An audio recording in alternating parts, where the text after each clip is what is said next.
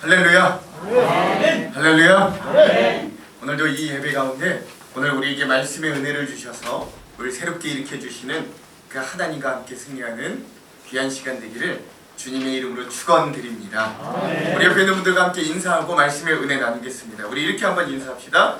예수님의 오심을 소망합니다. 잘 기다립시다. 시작. 예수님의 오심을 소망합니다. 잘 기다립시다. 여러분 저 벽 보이십니까? 뭐라고 써 있습니까? 하늘에는 영광, 땅에는 평화라고 되어 있습니다. 요새 저의 아내가 저렇게 하는 걸 좀 맛들려가지고 교회 이렇게 꾸미고 이런 걸 좋아하더라고요. 그래서 이제 성탄절이 됐고 이제 대림절이 되었고 우리가 성탄을 좀 기다리는 그런 아주 풍성한 은혜의 시간입니다. 그래서 우리가 좀 전통적으로 성탄절 하면 뭐 몇 가지 대표적인 문구들이 있죠. 그 중에 가장 먼저 떠오르는 문구 중에 하나가 바로 저 벽에 있는 저 문구 말씀입니다. 오늘 본문 말씀에서도 우리가 마지막에 함께 읽었던 부분인데 우리가 좀 다 같이 그 부분을 다시 한번 읽었으면 좋겠습니다. 누가복음 2장 14절 말씀인데 우리 같이 한번 읽어볼게요. 자, 시작!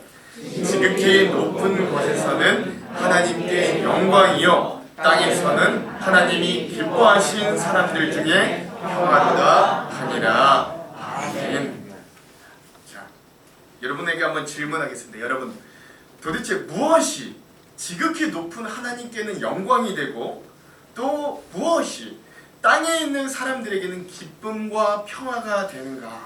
뭐가 하나님께 영광이 되고 뭐가 땅의 사람들에게 평화가 되는 거예요? 예수님이 어떻게 하신 것? 예수님이 이 땅에 와요. 저 어려운 거 물어보지 않습니다.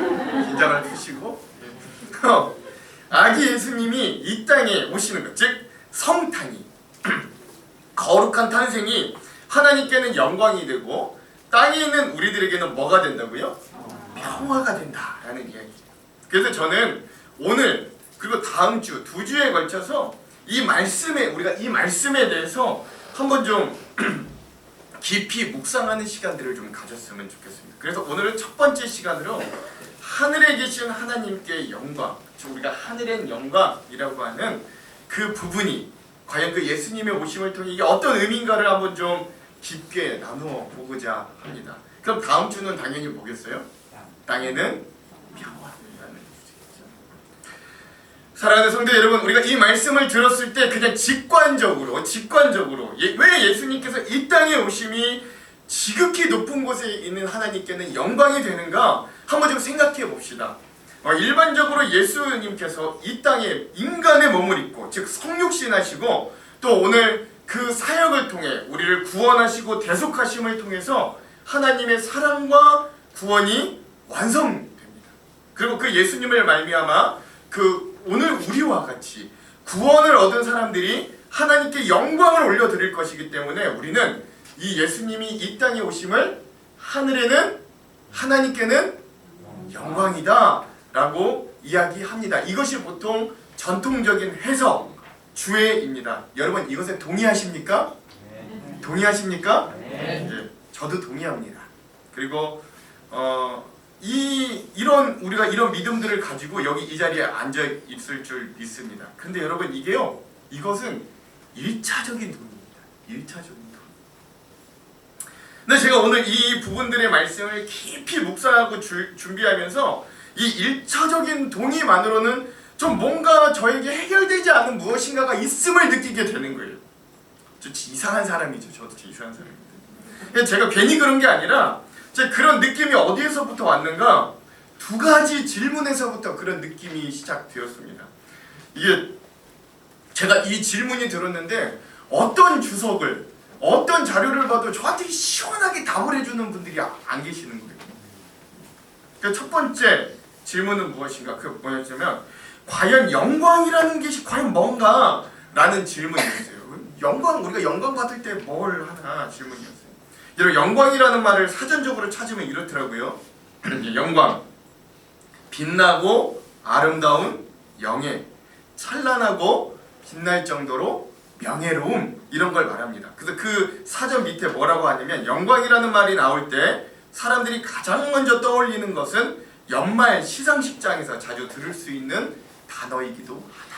그렇죠? 뭐 시상식, 뭐 금메달 딴 사람 아니면 뭐 연예 대상이라든가 하여튼 뭐 이런 시상식에서 그렇죠? 그러므로 이런 영광이라는 단어가 가장 어울리는 상황은 이럴 때예요.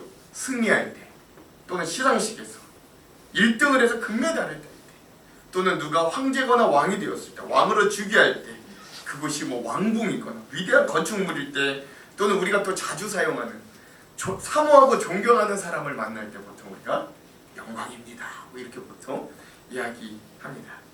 근데 여러분 중요한 거 뭐냐, 오늘 본문 말씀에 등장하는 단어 중에 방금 제가 말씀드렸던 단어는 단 한 가지도 없다라는 거예요.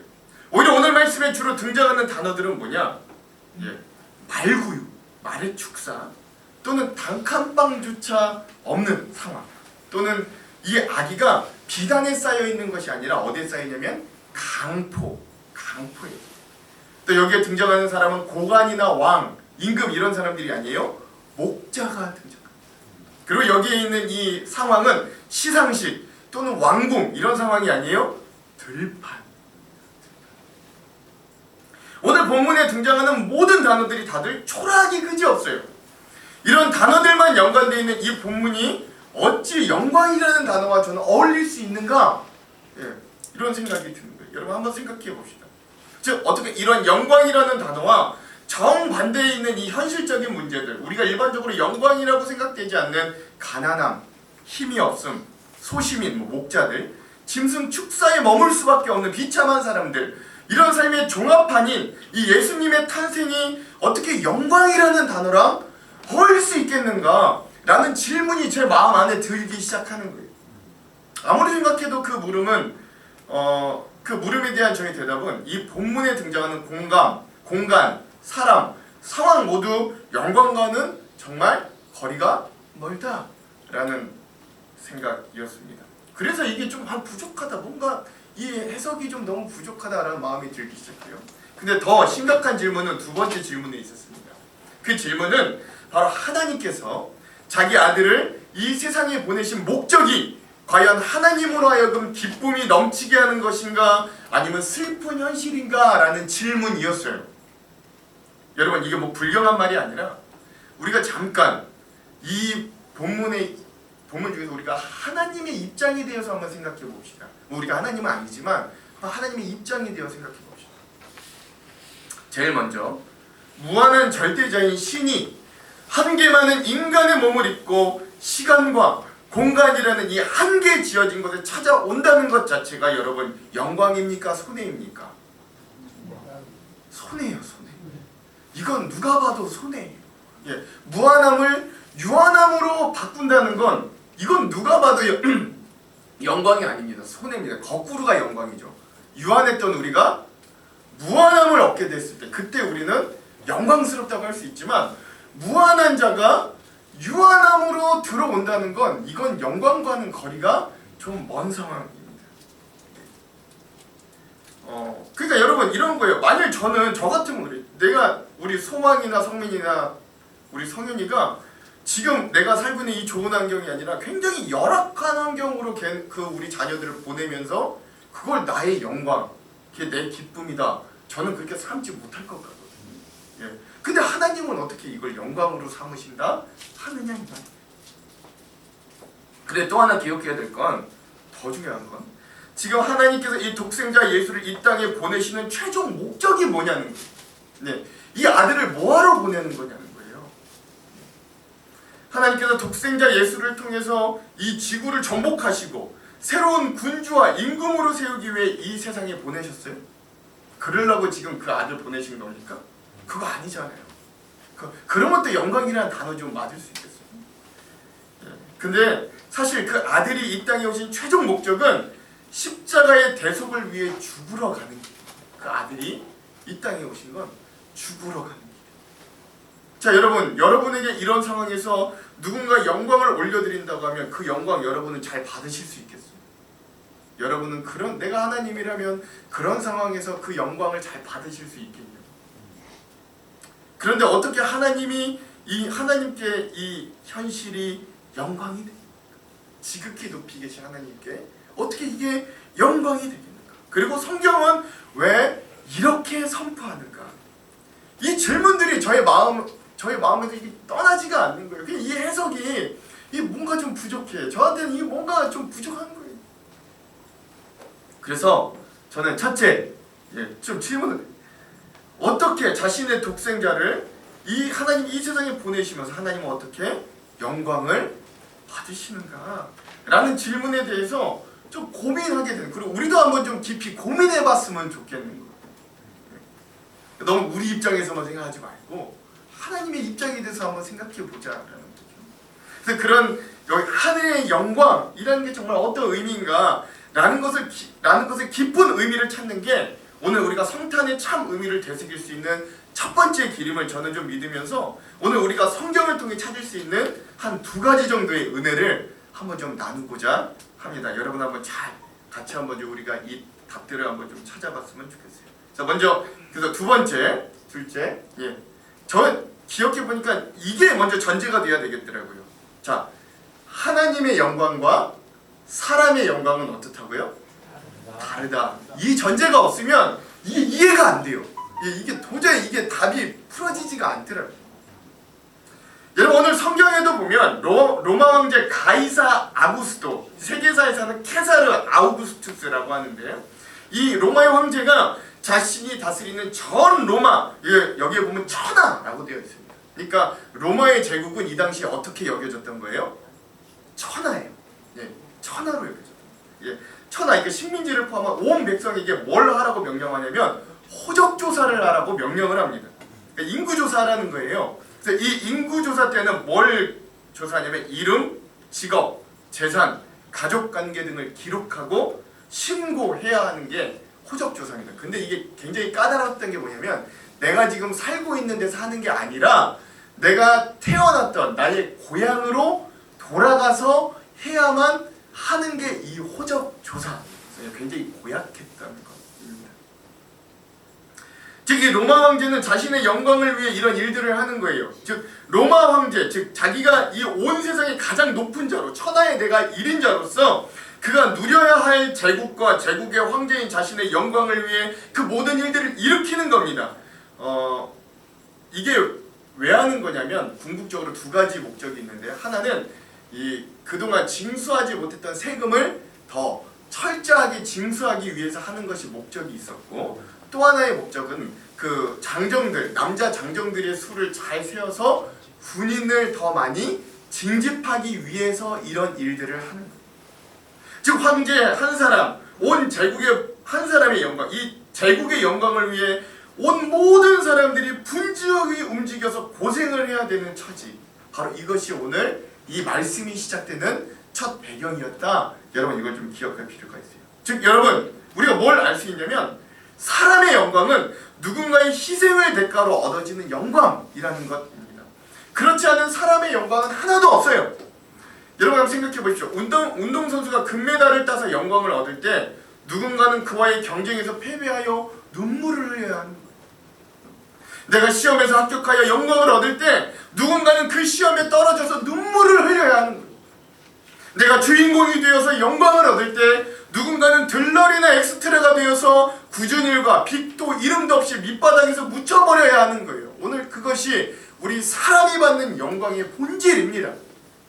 그렇지 않은 영광이 없더라고요. 오늘 우리가 영광을 받을 때도 그런 영광의 양이 있다면 그 음이 꼭 있더라고요. 심지어 이 호적조사를 위해 수많은 사람들이 자신의 고향으로 여행을 하면서 자신의 여행 중에 묵을 수 있는 숙소를 선정하였어요. 그로 인해 그들은 고된 여정 중에서도 소중한 쉼을 얻을 수 있는 작은 영광을 얻을 수 있었어요. 그러나 그들이 그 선정한 숙소로 인해서 출산할 수밖에 없는 마리아, 그리고 갓난아기로 태어난 예수님은 짐승의 축사에서, 그것도 짐승의 밥통, 구유에, 강포에 쌓여서 뉘어야 했습니다. 오늘 이것이 사람이 받는 영광의 어두운 그림자다라고 할 수 있는 그 모습을 예수님이 처음 이 땅에 오시자마자 우리들에게 보여주시는 거예요. 또 한 측면에서 사람의 영광은 참으로 부질이 없다라고 라는 것들도 좀 기억해야 돼요. 저는요 목회를 감당하면서 이런 말 정말 많이 들었어요. 하나님께서 나의 사업을 또는 내가 지금 하는 일에 복을 주셔서 내가 성공하면 일명 대박을 터뜨리면 내가 그걸로 11조를 통해 하나님께 영광을 돌리고 싶습니다. 이런 말 많이 들었습니다. 저는 이 고백이 잘못되었다고 생각하지 않습니다. 하나님의 자녀된 우리가 하나님의 축복을 바라고 기도하는 것 여러분 결코 잘못된 것 아닙니다.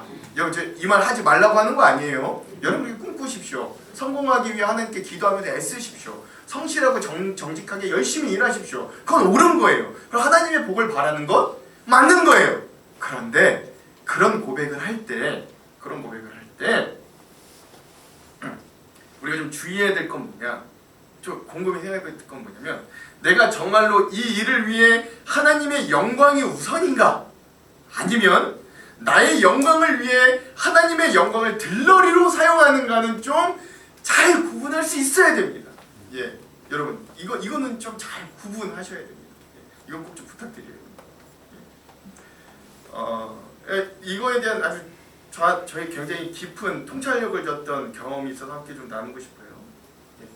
제가 전에 사역하던 교회에 한 장로님의 고백을 좀 나누고 싶습니다. 제가 선임 목사였을 때, 부교육자 중에 선임 목사였을 때 그 장로님도 선임 장로님이셨습니다. 그래서 함께 일을 추진하고 함께 이야기할 기회들이 되게 많았습니다. 그분이 그때 그 자신의 간증을 해주신 건데, 이 장로님이 한때 정말 잘 나가셨어요. 이 어떤 장로님이냐면, 이 장로님이 우리나라에 지금 저 사진, 저 우레탄이 유명하지 않았을 때 그 우레탄 사업을 거의 초반에 선점하셔서 전국적으로 이 우레탄 사업을 굉장히 승승장구하면서 굉장히 부흥시켰던 그런 장로님이셨습니다. 그러니까 그런 사업을 하셨어요. 왜냐하면 이 우레탄이 유명해진 이후에 전국 방방곡곡 각종 학교의 운동장, 뭐 산책로 등등등 저 우레탄이 쓰이지 않는 곳이 없었거든요. 한창 사업이 잘 될 때 그 장로님 말씀으로는 매달 11조를 1,000만 원씩 낼 때가 있으셨다고 합니다. 11조가 1,000만 원, 11조. 그것이 진정 하나님께 자신이 영광 돌리는 삶인 줄로만 그때는 알았다고 하죠. 근데 그렇게 갑자기 사업이 잘 나가던 때 갑자기 날벼락이 떨어져요.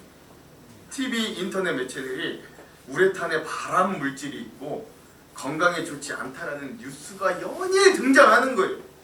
예, 그 결과 특별히 어린 학생들이 다니는 전국의 학교들 중에 우레탄으로 트랙을 만들거나 운동장을 만든 곳은 그 우레탄을 즉시 제거해야 된다는 여론이 막 형성이 되는 겁니다. 그 장로님이요 우레탄 사업 전국 1위였거든요. 이러한 일이 일어나고 난 이후에 그 사업이 단숨에 기울어지고 가장 많이 설치했으니까 가장 많이 보상해야 되고 가장 많이 해체해야 되고 수많은 고소고발에 대처해야 했습니다. 그 모든 과정들이 지나고 난 이후에 그 장로님이 이런 마음이 드시더라고요. 내가 한 달에 1,000만 원씩 11조 할 때 나는 그게 하나님의 영광인 줄 알았는데 시간이 지나고 보니까 그게 나의 영광이었습니다. 그 장로님이 저랑 그 시간이 다 지나고 그때 그 얘기를 하시면서 마지막에 저한테 이렇게 말씀하시더라고요. 생각해보면 오늘 우리가 누리는 인간의 모든 영광들이 다 이렇습니다. 아무리 찬란하고 높이 우뚝 솟은 영광이라도 우리 인간의 영광은 이내 곧 잊혀지거나 사그라들거나 오히려 반전이 되어서 그것이 오늘 우리의 인생을 때로는 곤두박질 치게 만드는 함정이 되기도 합니다. 이것이 오늘 우리 사람들이 누리는 영광의 실체예요. 그래서인지 하나님은 이런 사람의 영광을 스스로 거절하신 것 같아요. 나는 이런 영광은 내 영광으로 삼지 않겠다라고 하신 것 같아요.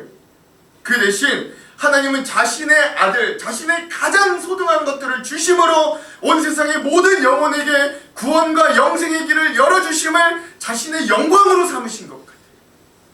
사람의 영광과는 정반대의 길에서 하나님은 그것을 스스로의 영광으로 삼으시고 기뻐하셨습니다. 이것이 아니라면 저는 저 하늘의 영광이라는 말이 이해가 되지 않는 거예요. 그 두 가지 질문에서 도통 답이 나오질 않는 거예요. 그래서 하나님의 영광은 사람의 영광과는 정반대로 누군가에게 받는 영광이 아니라 누군가에게 주는 영광을 취하십니다. 자신에게 이득이 하나도 없는 일을 선택하시면서도 죄인으로 죽어 마땅한 우리 인간의 영혼을 구한다면 그것을 자신의 영광으로 여기시는 참으로 사람의 입장에서는 바보 같고 상처뿐인 영광입니다. 그러나 그런 하나님의 무한히 주시는 영광이 누군가를 짓누르고 받을 영광만을 추구하는 우리들에게 너무나도 놀라운 감동과 은혜가 되는 거예요. 그러므로 사랑하는 성도 여러분, 오늘 우리가 저 벽에 붙어있는 하늘에는 영광이라는 이 단어를 보시면서 그 영광이 오늘 우리가 추구했던 영광과는 너무 다른 것임을 꼭 기억하시기 바랍니다. 하나님께서 그 영광을 스스로 취하시기까지 무엇을 포기하였고 무엇을 주셨나 여러분 꼭 기억하시기 바랍니다. 그래서 오늘 그 사실을 우리가 알고 듣고 믿고 받아들인 우리는 그런 하나님의 영광을 위해 무엇을 드려도 아깝지 않은 것, 그 어떤 헌신과 수고를 해도 그 값어치를 다 갚을 수 없는 거예요. 내가 하나님의 영광을 위해 산다. 여러분 그 말의 의미는 이런 의미라는 걸 여러분 꼭 기억하셨으면 좋겠습니다. 오늘 이 은혜를, 이 하나님의 영광을 기억하시면서 이 하나님의 영광을 위해 온전히 살아가는 대림전 기간 되기를 주님의 이름으로 축원합니다. 예, 우리 옆에 있는 분들과 함께 이렇게 한번 나눌게요. 하나님의 영광을 위해 사는 것이 진짜 영광을 받는 길입니다. 시작. 하나님의 영광을 위해 사는 것이 진짜 영광을 받는 길입니다. 그래서 오늘 저의 그 두 가지 질문에 기인해서 오늘 또한 둘째, 오늘 이런 은혜를 좀 나누고 싶습니다. 그러므로 하나님의 영광이 그런 것이므로 그런 하나님의 영광을 위해 사는 우리도 사람을 살리는 구원에 동참해야 됩니다. 왜냐하면 우리도 하나님의 영광을 위해 사는 사람이기 때문에 그래요. 앞서 말씀드린 것처럼 사람의 영광은 어떤 자기의 성취에 의해서 이루어진다면 하나님의 영광은 구원하심과 생명을 얻으심으로 이루어진다는 사실에 대해 여러분 이제 좀 잘 따라오셨습니까? 예, 이해가 좀 잘 되십니까? 네. 여러분 이게 제 말이 아니라 오늘 본문의 말씀을 깊이 곰곰이 세밀하게 생각해보면 이 도출될 수밖에 없는 결론이에요. 그래서 하나님은 생명을 살리려는 누군가에 의해서 그것이 뭐 복음을 전하는 것이든 사람의 생명을 살리는 것이든 우리가 선을 행하여서 선한 영향력을 예수의 이름으로 남기는 것이든 그것을 통해서 영광을 받으신다라는 걸 기억할 수 있어요. 이것이 대표적인 구절이 바로 마태복음 5장 14절에서 16절인데요. 한번 같이 읽도록 하겠습니다. 마태복음 5장 14절에서 16절 읽겠습니다. 시작. 너희는 세상의 빛이라. 사람이 있는 그러나 숨겨지지 못할 것이요 사람이 불을 켜서 말하게 하시하고 등경 위에 두나니 이러므로 집안 모든 사람에게 빛이 있느니라.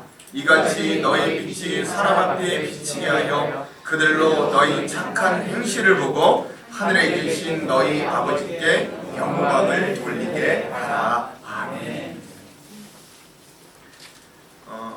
여러분 예수님이요 본인 스스로를 이 땅에 오시면서 뭐라 그랬냐면 나는 세상의 빛이다 라고 하셨습니다. 예수님이 본인을 뭐라고 그러셨다고요? 나는 세상의 빛이다 라고 하셨어요. 근데 그 세상의 빛 되신 주님께서 오늘 우리도 뭐래요? 너희도 세상의 빛이다 라고 해주셨어요.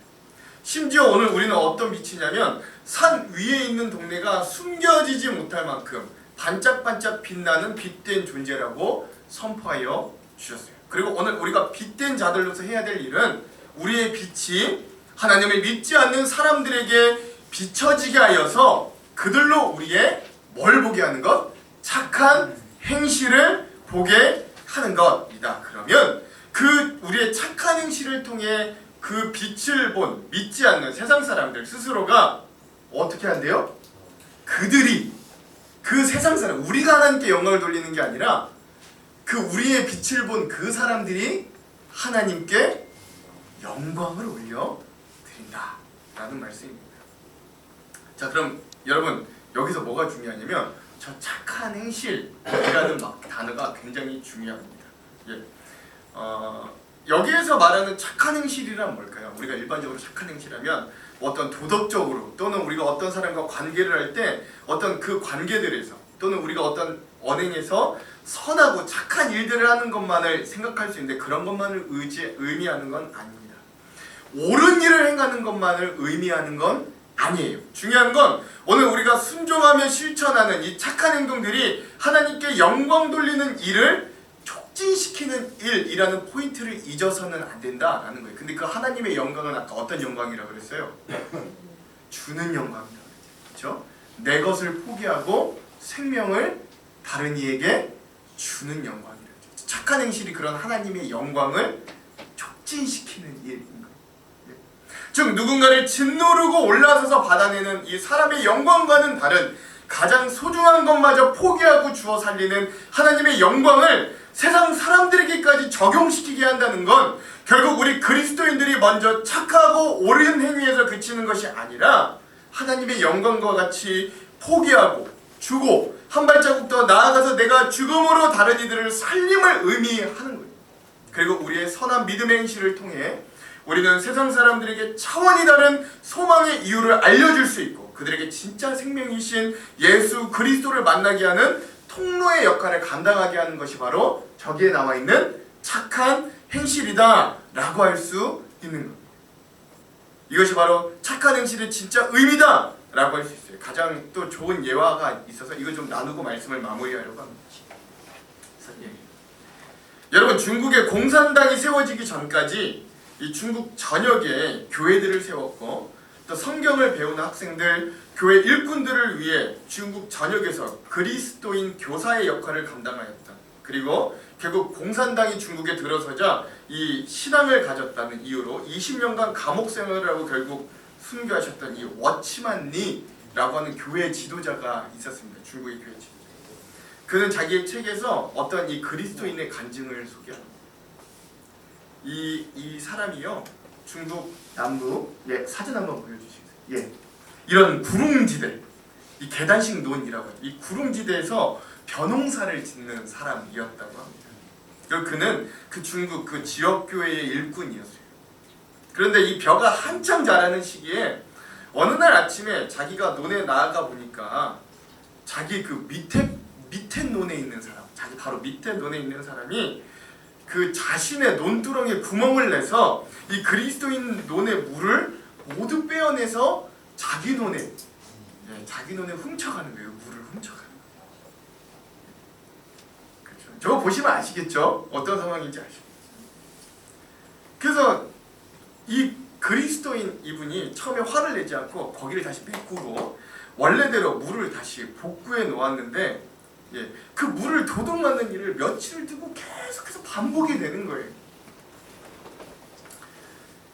근데 참 괜찮은 분이라 생각해요. 그가 바로 이웃에게 찾아가서 싸우고 따졌던 게 아니라 그는 할 수 없이 교회에 와서 이 목회자를 만나고 기도의 제목을 내고 이 워치만리 이 교회 지도자와 상담을 하게 되었다고 합니다.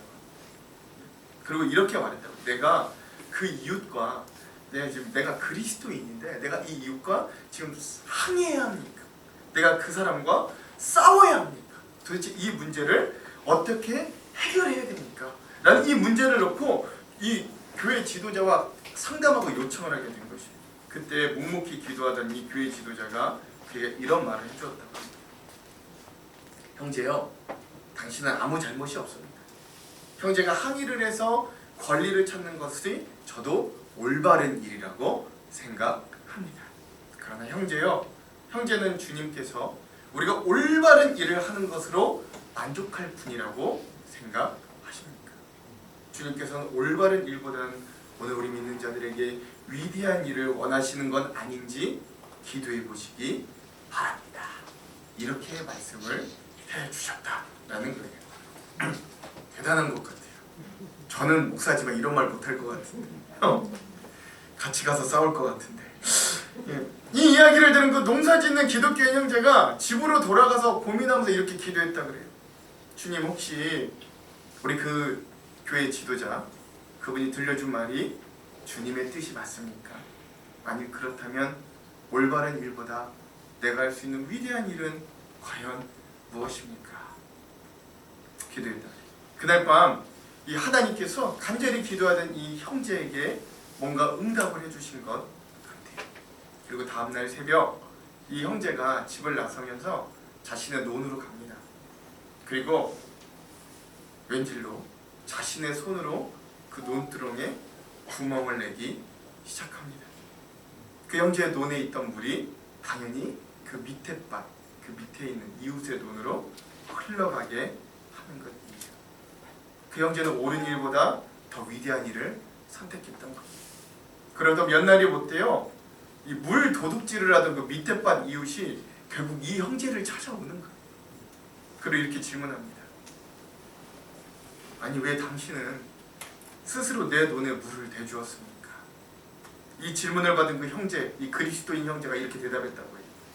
나의 주인, 나의 주님이 그렇게 하라고 나에게 명령해 주셨습니다. 네. 이 대답을 들은 이웃, 그 물 도둑질을 하던 그 이웃이 굉장히 황당해하면서 이렇게 대꾸하더래요. 아 그래요? 야 나는 당신이 이 논의 주인인 줄 알았는데 당신 그럼 이거 소장농으로 이거 하셨던 겁니까? 네 이렇게 물어보더라고요. 그럼 이 주인, 당신 주인 도대체 누굽니까? 이렇게 물어보더라고요. 그래서 그 크리스천 형제가 웃으면서 이렇게 대답했다 그래요. 당신 말대로 이 논의 주인이 저인 건 맞습니다. 그러나 나에게는 주님이 한 분 계십니다. 그분은 이 세상을 창조하신 분이죠. 나를 구원하신 주 예수 그리스도입니다. 그분이 당신이 물이 간절하게 필요한 것 같아서 당신에게 물을 주라고 나에게 말씀해 주셨습니다. 라고 얘기합니다.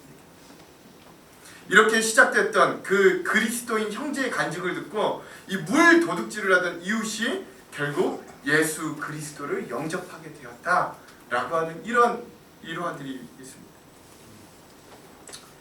사랑하는 성도 여러분, 아기 예수님이 오심이 하늘의 영광이 되었던 이유를 우리가 다시 한번 깊이 묵상해 보시기를 바랍니다. 그리고 우리가 평생 하나님께 영광을 올려드리며 사는 그리스도인이라고 나 스스로 이야기하고 다녔는데 내 삶의 이유와 목적은 내가 하나님께 영광 올려드리는 삶을 사는 거다 라고 이야기하고 다녔는데 우리가 정말 하나님께서 기뻐하시고 원하시는 영광을 올려드렸는가? 아니면 내 영광을 위해 하나님의 영광을 들러리 삼고 살아왔는가? 한번 고민해 보시기 바랍니다. 죄인을 심판하는 옳은 일보다 자신의 생명을 내어주심으로 모든 영혼들에게 구원의 길을 여셨던 그 위대한 일을 감당하셨던 예수 그리스도를 믿고 또 그분을 따르는 우리 그리스도인들에게 하나님은 옳은 일을 행했다고 만족하지 않으실 거예요. 그것은 곧 마땅히 요구할 수 있는 우리에게도 어떤 권리와 자격이 있지만 그건 누가 봐도 옳은 일이지만 그것을 포기하고 하나님을 위해 이웃을 위해 믿지 않는 자들을 위해 나의 것을 내어놓는 그 위대한 일을 행함으로 말미암아 하나님을 믿지 않는 사람들이 우리의 삶 가운데 진하게 풍기는 그 예수 그리스도의 향기를 발견하게 하고 또 그들로 생명을 얻게 하는 것, 이것이 오늘 우리 믿는 자들에게 필요한 위대한 일입니다. 그리고 그것이 진짜 하늘의 영광이 되는, 하나님께는 영광이 되는 삶에 맞닿은 우리의 영광된 삶임을 여러분 기억하시기 바랍니다. 그러므로 사랑하는 성도 여러분, 오늘 우리에게 다가오는 한 주 우리가 하늘의 영광이 가득하도록 우리를 위해 자신의 모든 것을 다 내어주신 하나님의 아버지를 기억하며 우리도 그 하나님의 영광을 위해 우리가 드릴 수 있는 최대한의 것을 믿지 않는 자에게, 주변 이웃들에게 나누어 줄 수 있는 귀한 한 주가 되기를 주님의 이름으로 축원드립니다. 네, 우리 옆에 있는 분들과 함께 이렇게 한번 좀 나눠볼게요. 하나님의 영광에 동참합시다. 시작. 하나님의 영광에 동참합시다. 말씀을 마무리합니다. 여러분, 아무쪼록 다가오는 한 주의 삶에 우리가 하늘의 영광을 위해, 하나님의 영광을 위해 자신의 모든 것을 내어주신 이 하나님의 영광을 위해 우리도 옳은 것을 넘어서 자기 포기, 내어주, 나누고 베푸는 삶을, 그 영광을 향해 달려갈 수 있는 저와 여러분, 우리 믿음의 공동체가 되는 귀한 삶이 되기를 주님의 이름으로 축원합니다. 그것이 하늘의 영광이 되는 삶임을 기억하게 될 겁니다. 그런 마음으로 우리가 이 한 주를 살 수 있는 귀한 은혜가 넘치기를 다시 한번 주님의 이름으로 축원합니다. 우리 하나님 아버지의 마음 함께 찬양하고 합심으로